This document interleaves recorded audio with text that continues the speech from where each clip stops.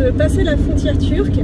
Alors là, je pense que les douaniers, normalement, c'est les personnes les plus désagréables. Là, ils sont tout sourire, jovial. On est même tombé sur un douanier qui parle français.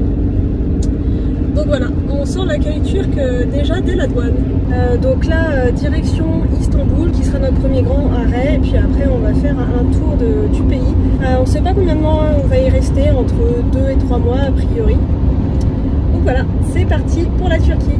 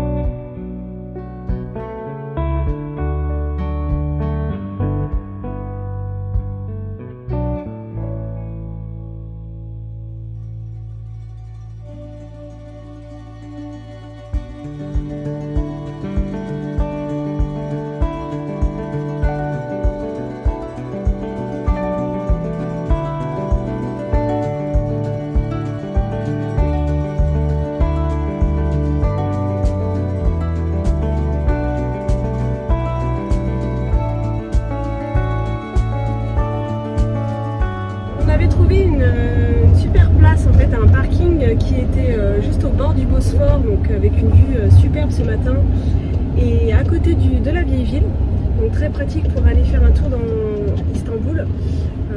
Pas cher hein, pour 24 heures, on a payé 8 euros.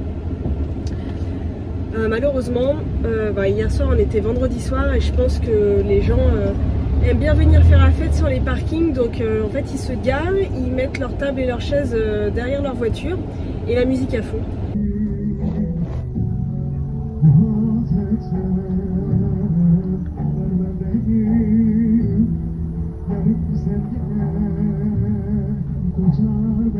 Et voilà, donc ça a été très compliqué en fait. On en avait une qui était vraiment juste derrière le fourgon, donc c'est comme si on avait notre musique directement dans le van avec nous. Donc là on change de place, on va voir, on a vu qu'il y avait un autre parking aussi qui était réputé sur les blogs, donc on va voir ce que ça donne.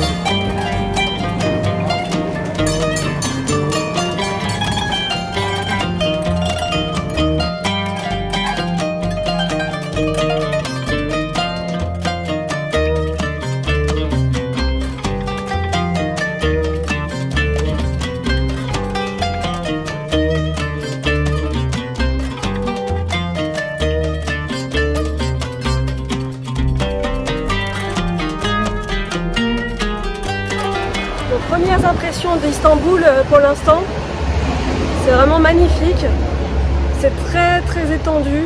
C'est immense, c'est immense. Ça fourmille de partout. Il y a vraiment des mosquées magnifiques à tous les coins de rue.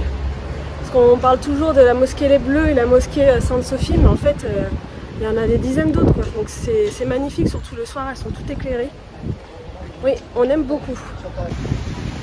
Donc on a trouvé un autre parking ici, on a laissé le van et on va aller découvrir le quartier juif d'Istanbul.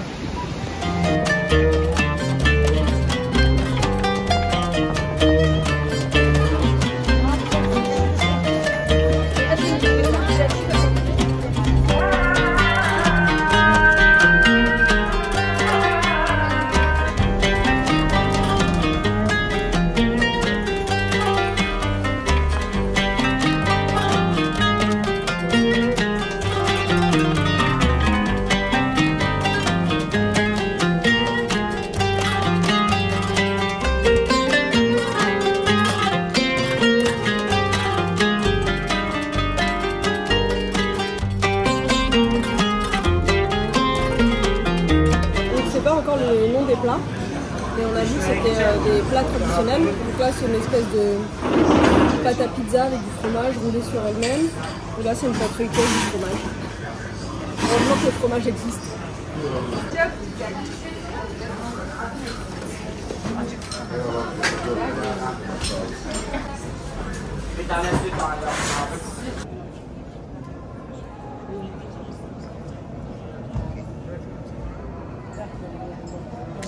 Là, on s'est posé dans la mosquée, c'est très agréable en fait, il fait frais et comme c'est des tapis partout, c'est bien moelleux, franchement je trouve que c'est plus agréable que dans une église parce que c'est moins austère, c'est plus chaleureux. Qu'est-ce que t'en penses toi? T'as les enfants qui jouent. Ouais, c'est ça. Les familles qui viennent se poser, là c'est marrant. Même si on parle doucement, c'est moins que dans les églises. Il y a plus de vie.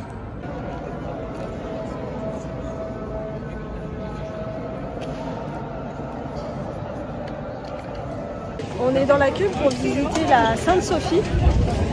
Bon, la queue est immense, mais ça avance très très vite. Donc pour la petite histoire, la Sainte-Sophie a une architecture vraiment particulière parce que c'est une église de l'époque byzantine, si je dis pas de bêtises, enfin du 6e siècle, qui a été ensuite transformée en mosquée sous l'Empire ottoman et ensuite qui avait été transformée en musée. Et depuis 2019, elle a été réhabilitée en mosquée.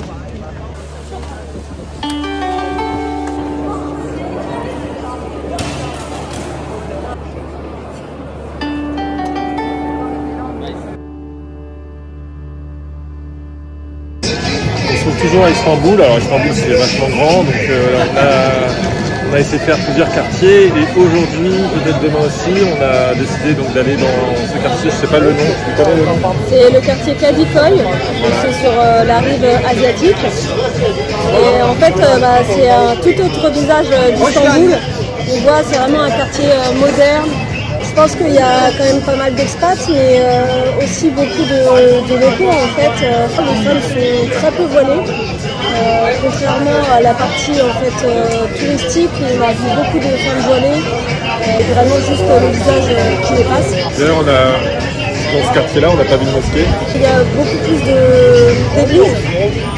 Okay. Là, sur Maxime, beaucoup plus d'églises dénotées. C'est vrai que visuellement, on n'a pas vu de mosquée. On sait que sur cette partie-là, il y a la plus grande mosquée d'Istanbul qui est penchée sur les hauteurs. Mais là, on est vachement plus bas, plus proche de la mer. Donc, ouais, le quartier est plutôt sympa. C'est bien en fait qu'on soit venu ici parce que ça nous permet de voir une toute autre facette d'Istanbul. On voit que c'est vraiment une ville très diversifiée et très cosmopolite. Beaucoup de monde encore dans ce quartier, ouais. Ça fourmille, mais d'une autre façon, ça respire plus quand même. À la vôtre.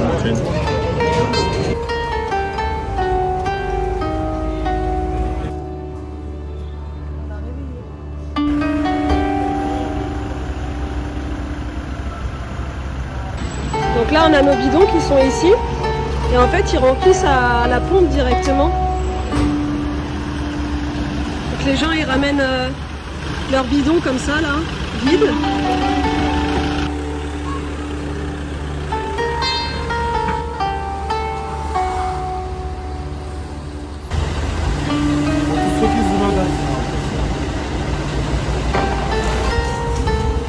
Donc là on a rempli 2 bidons de 20 litres et un petit bidon de 5 litres et on paye 38. Ça fait même pas 2 €, ça fait 1,50 €. Teşekkür.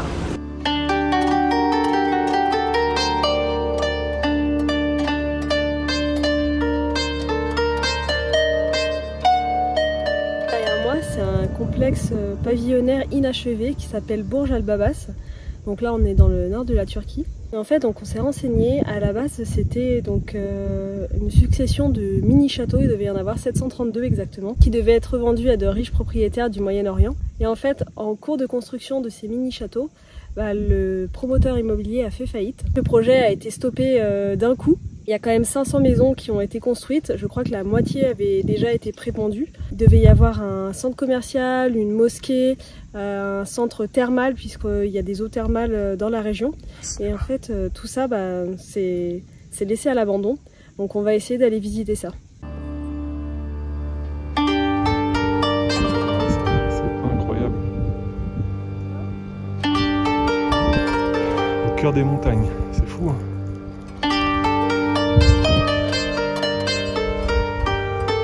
Gardien, je pense que tu peux remonter. Bon, on s'est trouvé un petit accès à travers les barbelés là, mais j'ai l'impression que le lieu est gardé là. Il y a un gardien qui est là.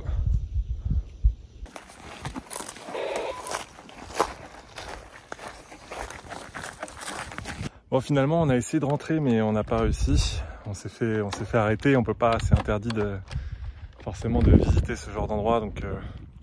Il faut venir tôt le matin ou ce genre de choses, tant pis, on a tenté, ce sera une prochaine fois, mais déjà de l'extérieur, c'est très impressionnant. C'est immense, hein, c'est immense. Là, on avait prévu les gyroroues pour vraiment se balader un petit peu partout. Et malheureusement, il y a des caméras de surveillance. Et là, le monsieur il parle au Toki, donc je pense qu'ils sont une petite équipe à surveiller les lieux. Donc ouais, ça va être impossible de rentrer dedans, quoi. Je pensais même que les caméras étaient factices, je me suis dit bon ça fait 5 ans que le projet il est arrêté et mettre ça c'est plus dissuasif qu'autre chose, mais non, il y a vraiment des gens, ils sont venus, à peine on est passé sous les barbelés pour voir un peu plus près des maisons et on a vu au loin les gars de la sécurité avancer, donc je pense que c'est vraiment très difficile d'y rentrer.